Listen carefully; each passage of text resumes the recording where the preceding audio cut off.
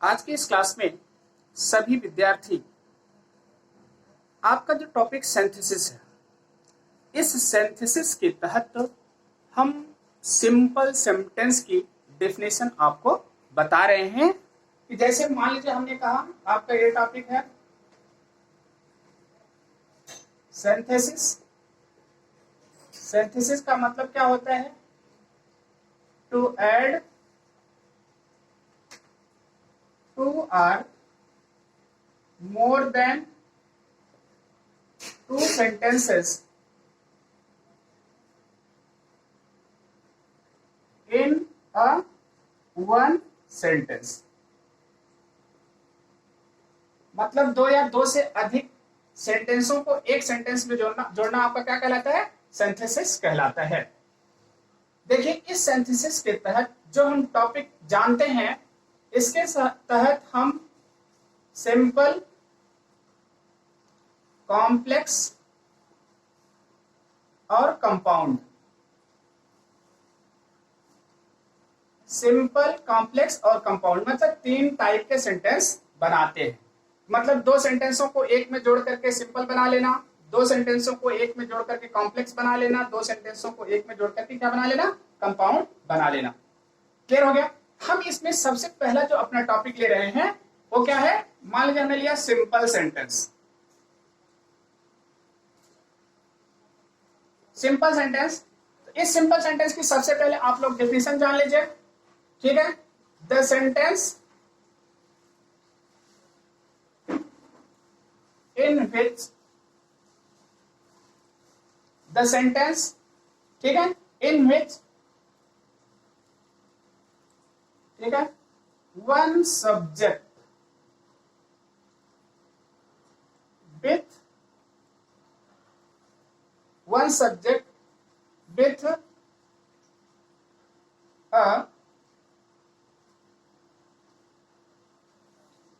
क्या लिखा गया? The sentence in which one subject with a finite verb, with a finite verb is used, देखिए, the sentence in which one subject with a finite verb is used is called simple sentence। उसे हम simple sentence कहते हैं। But other non-finite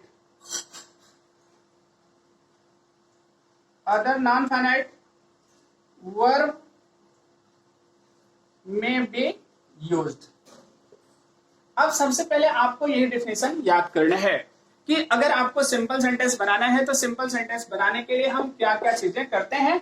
हम इसमें synthesis में यही जानते हैं कि हमको अच्छी तरह से तीनों सेंटेंस की पहचान पता होनी चाहिए। हमने कहा द सेंटेंस इन विच, ठीक है, a subject with a finite verb is used is called simple sentence, but other non finite verb में भी यूज्ड, लेकिन अन्य नॉन फाइनाइट वर्ब का हम क्या कर सकते हैं? प्रयोग कर सकते हैं।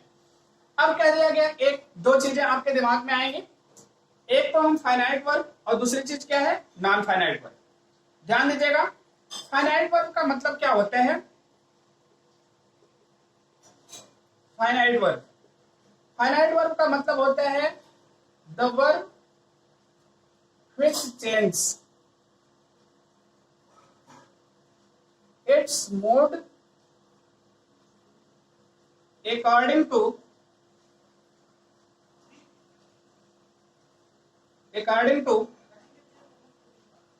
its subject, according to its subject मतलब ऐसी क्रिया जो कर्ता के अनुसार अपने रूप में परिवर्तन करती है, उसे हम क्या कहते हैं? फाइनाइट वर्ब कहते हैं। और नॉन फाइनाइट वर्ब क्या होगी आपकी? अगर हम नॉन फाइनाइट वर्ब के बारे में जानते हैं तो आपको इतना सीखना होगा, नॉन फाइनाइट वर्ब में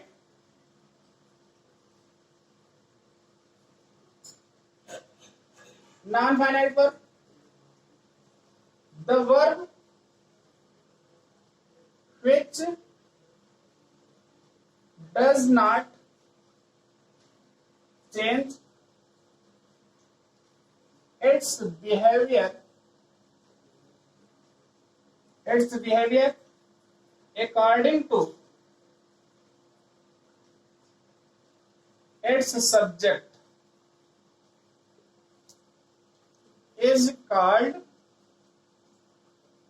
non-finite verb. Is called non-finite verb. उसे हम कौन सी क्रिया कहते हैं? नॉन फाइनाइट क्रिया कहते हैं। ये आपको पता होना चाहिए। तो फाइनाइट वर्ब में अब आपको बताया कि एक फाइनाइट वर्ब हो गई मतलब सिंपल सेंटेंस में, और दूसरी क्या हो गई? Non finite verb. तो फाइनाइट वर्ब तो होना अनिवार्य है किसी भी सेंटेंस के लिए, लेकिन नॉन फाइनाइट वर्ब जरूरी नहीं कि उसमें प्रयोग किया जाए। तो कोई भी क्रिया, अब ध्यान रखिए, आपकी नॉन फाइनाइट वर्ब हो सकती है। कोई भी क्रिया आपकी क्या हो सकती है? नॉन फाइनाइट वर्ब हो सकती है।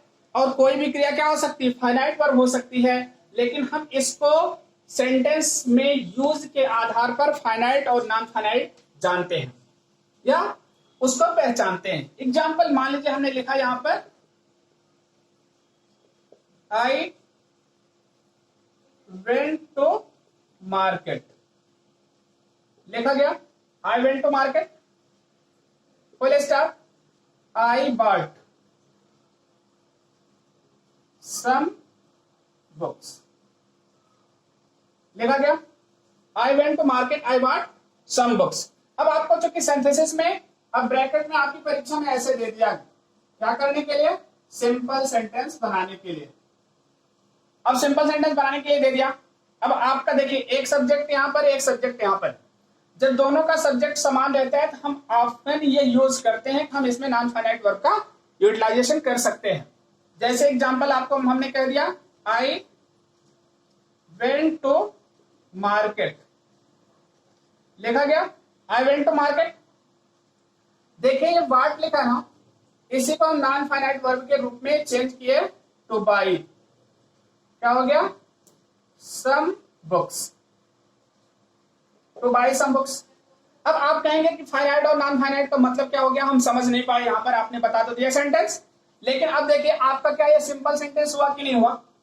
देखिए एक सब्जेक्ट आपका हुआ, एक क्रिया यहां पर है और एक क्रिया यहां पर है। लेकिन क्या दूसरा और कोई सब्जेक्ट है क्या इसमें? अगर दूसरा सब्जेक्ट नहीं है तो इसका मतलब एक क्राइटेरिया फुलफिल हो रही है, हमारा सब्जेक्ट क्या है? सिंपल सेंटेंस है। चलिए अब एक चीज यहां पर हम जान लें कि देखिए जैसे आई है, कभी ऐसा भी आप लिख सकते हैं I go to market to buy some books, I go to market to buy some books. अब देखिए यहां पर आई के साथ गो में के रूप में परिवर्तन हो गया, लेकिन टू बाई सेम रह गई, इसमें परिवर्तन नहीं हुआ। ऐसे ही हमने लिखा, मान लीजिए हमने लिखा क्या? She goes to market to buy some books. यहां भी आप देखते हैं सी के साथ गोज हो गया, इसने अपने परिवर्तन कर लिया, लेकिन टू बाई आपका क्या रह गया? समान रह गया। यही जो चीज क्रिया अपने रूप में परिवर्तन नहीं कर रही है, ये आपकी क्या कहलाती है? नॉन फाइनाइट वर्ब कहलाती है। तो अब इतना जान लीजिए, नॉन फाइनाइट वर्ब के तहत आपकी इतनी क्रियाएं आती हैं, पार्टिसिपल,